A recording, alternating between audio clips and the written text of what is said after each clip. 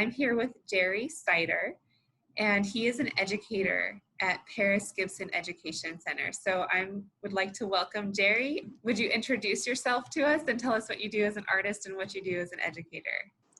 I've been teaching in this district for, oh gosh, I don't know, a lot of years.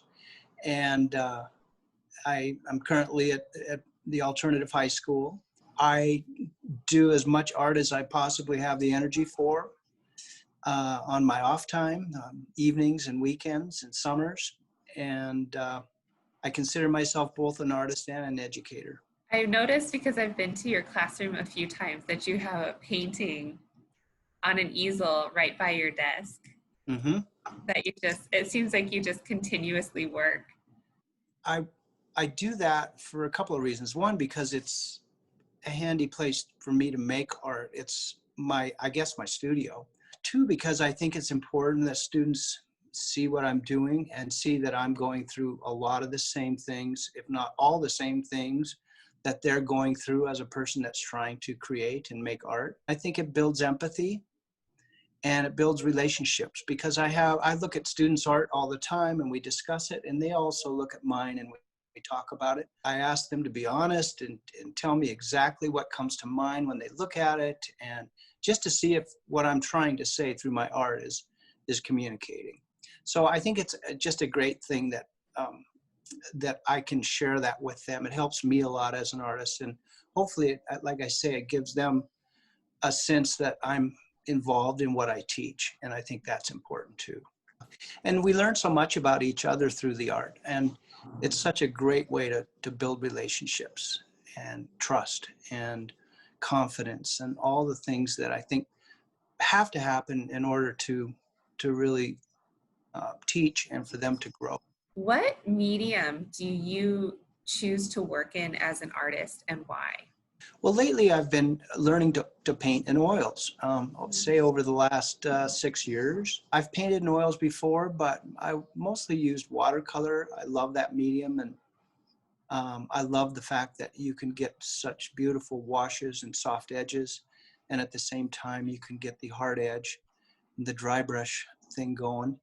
And I like the transparency of watercolor. I like the fact that the white is the paper and the light comes back at you through the pigment.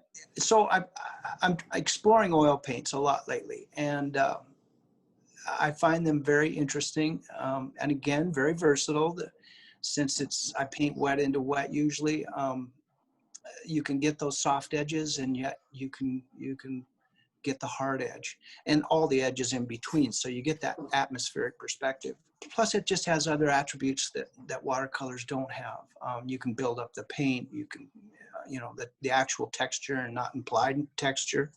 So there are a lot of attributes to it. It's a very versatile paint as well. And then I love to just experiment. I love to make things out of clay. I like to draw. I like to do anything really that the kids are doing that I can demo or, show them different techniques. And then usually I'll finish what I started just because I'm interested in it. And then again, they can see me through that process. Are those your paintings on the wall behind you? Yes. Lately, I've been doing a lot of landscape painting, and those were two images that I looked at the landscape from pretty much straight above and looking down at the earth. I find that makes them more abstract, and it also flattens the image where you're not looking out through a lot of space. And I find that abstract part of it to be kind of interesting. There's obviously a little depth looking through water or, through grasses, but it's a shallow kind of depth. And again, that just kind of flattens out the space, and the painting reads from top to bottom, left to right in a more graphic way. What inspires or influences the art that you make? Landscape to me has always been important, not just painting it, but being in it. I find it calming.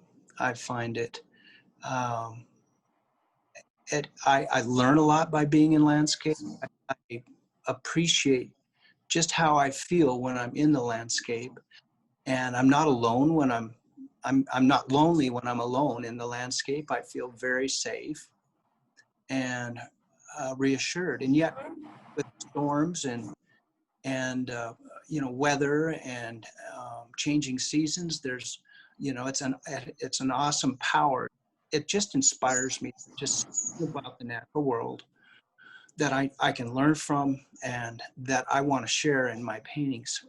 At least what I think uh, was something that inspired me, and hopefully others then can see that and maybe feel some of those feelings I have for it.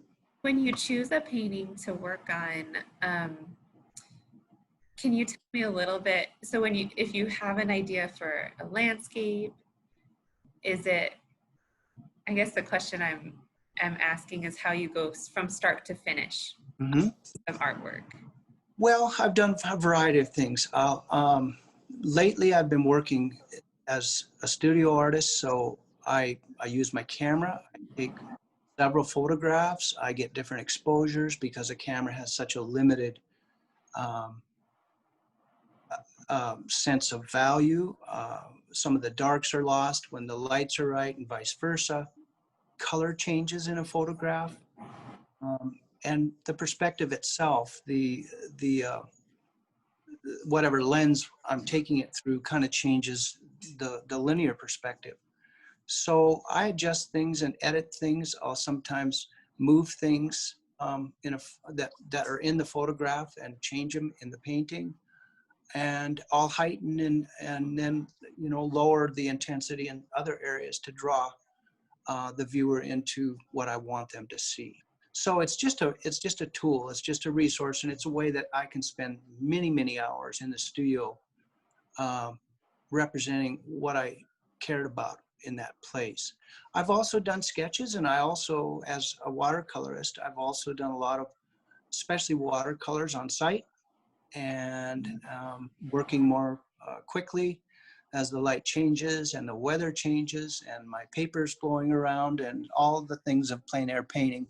That's a joy too. It's just a whole different approach to painting. And I guess I prefer, at least lately, to work from photos and from some sketches and then again, just the memory of how it felt to be there. What was the temperature? Was there a breeze? Was what were just, I guess, just the air and the place and what were the smells? And then hopefully that to some extent comes through in the painting. Does being an educator influence the art that you make or vice versa? Do the students influence you? Oh, absolutely. And just being in a community of artists does that, I think. And that I love about the art room is we learn and grow from so much from one another. Things that students are doing, and I'll think, wow, I've been using this material for years now, and I've never thought of that. Or maybe it's a compositional arrangement that interests me. Sometimes it's things they do that I don't think they even see what I see. They might not even see that, how wonderful I think that is, or how beautiful that is, or how visually stimulating that is. Mm-hmm. And even if I point it out to them, they go, oh yeah, well, that wasn't really, but nonetheless, I'm learning all the time from them. Just seeing them involved in the creative process and being engaged and losing track of time and all the things that happen when we're doing something that takes us into that kind of depth of engagement, I think is just inspiring too. And then again, like I say, I hope they learn from me, and I think they do.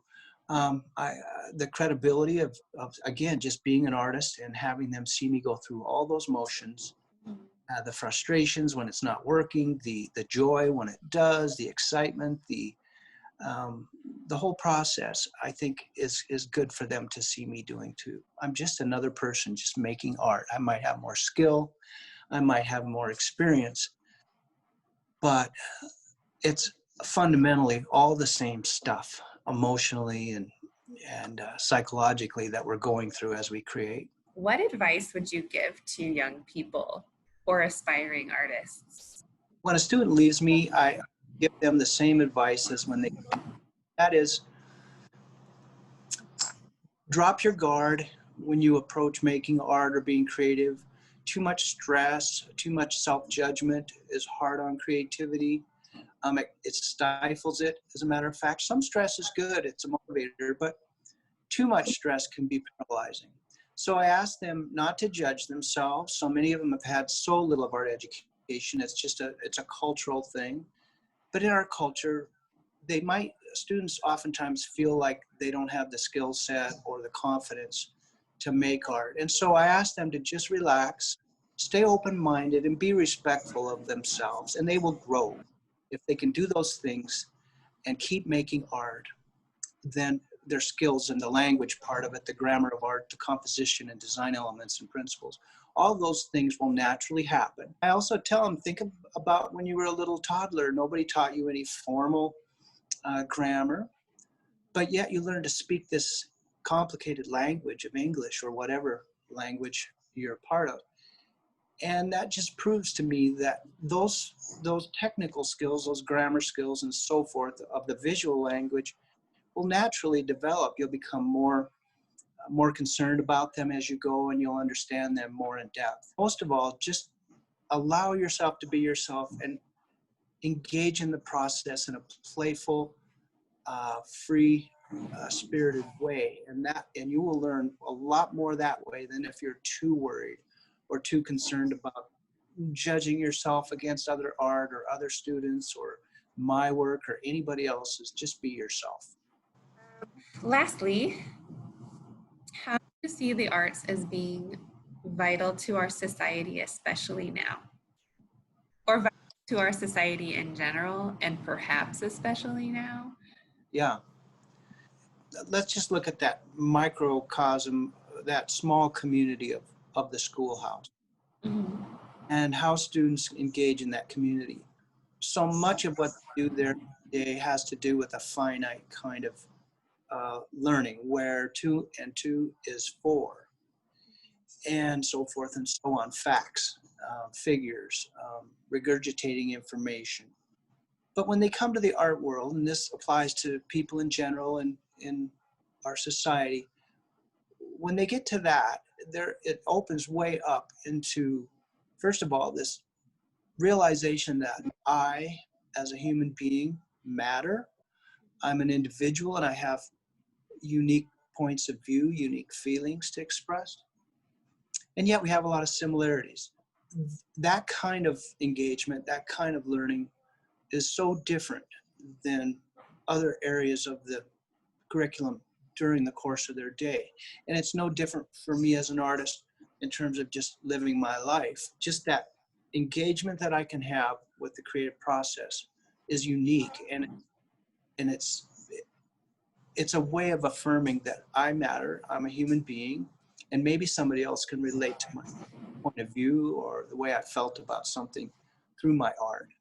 So it's also a gift. It's a way of sharing. Just like singing is, or reading a poem that you wrote to somebody, it's a gift. I think that's what makes us human. That's one of the features that makes us human, and it's important. It just rounds out who we are and how we survive and how we carry on.